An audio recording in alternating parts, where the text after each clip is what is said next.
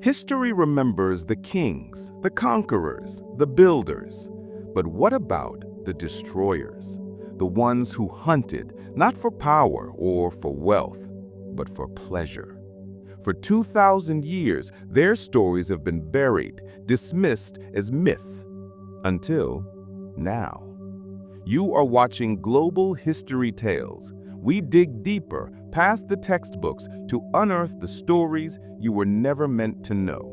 Subscribe and join the search for forgotten history. We believe the serial killer is a modern sickness, a product of fractured cities and tabloid news.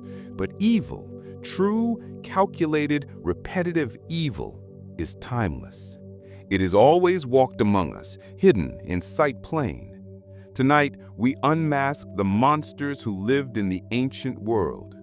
Their names are not Jack the Ripper or Ted Bundy. Their names were lost. Their crimes so horrific they were disguised as plagues, as the wrath of angry gods, or simply erased. These are the forgotten serial killers of history. How does a predator hide in the ancient world? The answer is with terrifying ease. Before forensics, before DNA analysis, before the very concept of a police detective, murder was simple. A body found in an alley? Bandits. A traveler vanished on the road? Wolves. A dozen bodies over a year? A curse. The ancient world provided the perfect camouflage, but these predators were not just brutal, they were often powerful. They operated from within the halls of royalty, the sanctity of the church, or the chaos of a lawless frontier. They used their status, their wealth, and the superstitions of the age as both a shield and a sword. They hunted unchallenged, leaving behind only whispers that, over centuries, faded into legend. But they left clues: a sudden spike in deaths, a bizarre pattern, a strange confession buried in a dusty chronicle. And we have found those clues. Our first story takes us to the dawn of an empire. Han Dynasty China, 144 BCE. This is the court of Emperor Jing, a golden age of prosperity. His nephew is Prince Liu Pengli. To the world, he is royalty, a man of privilege, power, and limitless resources. But Liu Pengli has a dark secret. He is overcome by what the ancient texts call arrogance and cruelty. He isn't interested in court politics or imperial duties. He is interested in the hunt, not of animals, but of his own subjects. He is, perhaps, the very first serial killer officially recorded in history. The great historian Sima Qian wrote that the prince would, quote, go out on marauding expeditions, murdering people for sheer sport. He took no treasure. He stole no property. He just took lives. Liu Pengli didn't operate in the shadows. He operated in plain sight. He assembled a gang of more than 20 unruly young men and slaves, and for 2 decades they terrorized his own lands. Think about that. 20 years. They would ride out, find a family, and simply erase them. The official records state he personally murdered at least 100 people, and everyone knew. The families of the victims knew exactly who was responsible. But who do you report a prince to? Who dares to accuse the emperor's nephew? For 20 long, bloody years, his reign of terror continued. He was the law, and he was the monster. It was only when one brave soul, the son of a victim, risked absolute certain death to travel to the capital and accuse the prince directly to the emperor that the killing finally stopped. We move west, across continents and centuries, to the heart of the Roman Republic, 331 BCE. Rome is at the height of its power, but a shadow has fallen over the city. A mysterious illness is sweeping through the noble houses. One by one, prominent men, politicians, generals, senators are struck down by a violent, wasting sickness. It begins with a fever, then convulsions, then death. The historian Livy wrote that the city was suffering from a pestilence.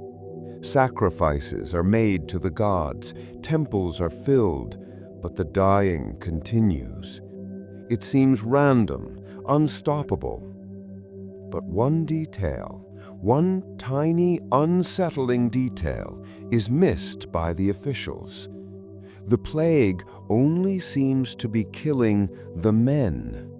The women, the wives, remain untouched. The truth was not a disease, it was a conspiracy. A single slave girl, terrified, went to the magistrate. She told a story not of sickness, but of poison.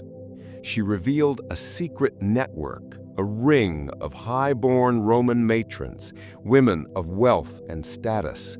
Led by two patrician women named Cornelia and Sergia, this group had been systematically poisoning their husbands. Why? For inheritance? For freedom from unwanted marriages? For political power? The records are silent on the motive. When the magistrates investigated, they caught several women in the act, brewing the poisons. Livy states nearly 200 women were involved. The city was horrified. This wasn't a plague. This was an organized, clinical, and silent massacre carried out by the very people they trusted most. We leap forward into the dark heart of the Middle Ages, 15th century France. We all know the hero, Joan of Arc, and fighting bravely beside her was one of the nation's wealthiest, most celebrated heroes, Baron Gilles de Rais. He was a marshal of France, a brilliant commander, a man of profound faith. But when the war ended and Joan was gone, Gilles de Rais retired to his vast estates, and something changed. Or perhaps the monster that was always there was finally unleashed. He became obsessed with alchemy, with summoning demons, and with a new, unspeakable hobby. Children from the surrounding villages began to vanish, dozens, then hundreds. Parents were terrified. They blamed wolves. They blamed the forest. They never suspected the national hero. Gilles de Rais used his immense wealth to lure children to his remote castles. There, he committed acts of such depravity that they still defy description. He was a monster hiding behind a shield of piety and patriotism. When he was finally arrested, it wasn't for murder, but for heresy and for attacking another nobleman. It was only during his trial that the full, sickening truth emerged. His own servants testified against him.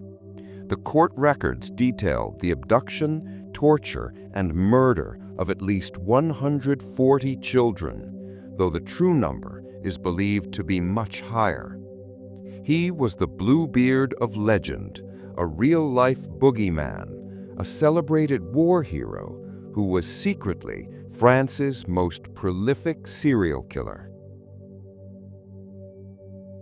Not all ancient killers hid behind nobility. Some thrived in the chaos of a broken world. We traveled to 16th century Germany, a land torn apart by war and religious turmoil. In this chaos, a man named Peter Neers emerges. He was not a prince. He was a wanderer, a highwayman, a predator. But he was more than a simple robber. Niers was said to be a sorcerer, obsessed with black magic.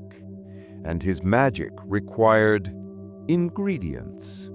For over a decade, he roamed the countryside, a phantom of pure terror. When he was finally captured, his confession shocked the world. He admitted to 544 murders. His victims were not just robbed, they were consumed. He was a cannibal, believing that eating his victims, particularly infants, would grant him supernatural powers, including the ability to become invisible. He was a nightmare given form. History is not just a list of dates and battles. It is a human story. And sometimes that story is a warning. The monsters of the past teach us about the present. They show us that evil can wear the mask of a prince, a neighbor, a hero, or a mystic. They prove that power and superstition are the perfect shields for the darkest of crimes. The stories of Lu Peng-li, the Roman matrons, Gilles de Rais, and Peter Niers were buried for centuries, dismissed as folklore, as simple moral fables. It makes you wonder, what other monsters are still hidden in our history books, just waiting to be found?